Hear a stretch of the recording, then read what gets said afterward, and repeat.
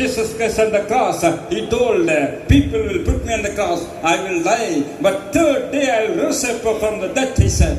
ఆయన చనిపోక ముందు ఆయన ఈ లోకంలో ఉన్నప్పుడు ఆయన చెప్పి ఉన్నాడు, ఇదిగో నేను మరణించబోతున్నాను, నన్ను సిలువ మరణానికి అప్పజెప్పబోతున్నారు, అయితే నేను మరణించిన తర్వాత మూడో దినమున నేను తిరిగి లెగుస్తాను అని. Exactly what he said, he did it in the history. ఆయన చెప్పింది చెప్పినట్లుగా ఏదైతే చెప్పి ఉన్నాడు, ఇదిగో నేను తిరిగి లెగుస్తానని, అదే విధముగా ఆయన చేసి ఉన్నాడు. In this world no one died and rose on the third day and lived other than Jesus Christ. యేసుక్రీస్తు వారు తప్ప ఈ లోకంలో ఎవరు చనిపోయి తిరిగి లేచిన వారు ఎవరూ లేరండి. There is only one person, that is Jesus Christ alone. He died and rose and still he is living.